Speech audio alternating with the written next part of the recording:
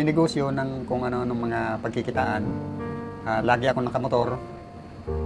Minsan inaabot ng gabi, halos magdamagan.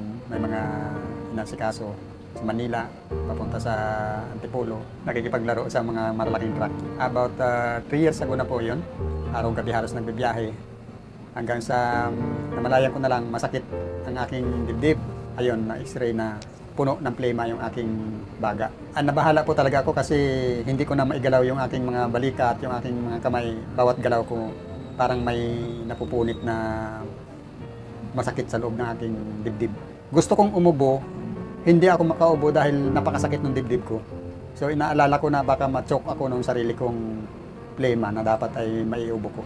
Pneumonia yung nakita ko lang doon sa resita doon. Ang pagmumotor talaga napakahirap po, lalo pagka yung pabago-bagong panahon, may panahon na aabutin ka ng sobrang init, pawisan ka, hindi mo naman pwedeng alisin yung helmet. Minsan nakakapagsuot ng mask pero nakakapagod masyado dito sa nose bridge na iipit yung mukha. Kaya minsan-minsan mas malimit, hindi ako nagmamas. Pakiramdam ko talaga kasi noon parang oras o araw na lang hinihintay ko kasi hindi ko na may galaw ang buong katawan ko eh. Meron po kami dating mga food supplement na ginagamit. Ganun pa rin ang pakiramdam ko na parang nalulunod ako sa plema. Hanggang sa dumating yung time na makilala namin to si Dr. Algabre, nagrekomenda siya ng Immuregene, sinubukan ko. Dati, pagka umakyat ako sa LRT, half step lang, bawat hakbang, binibilang ko.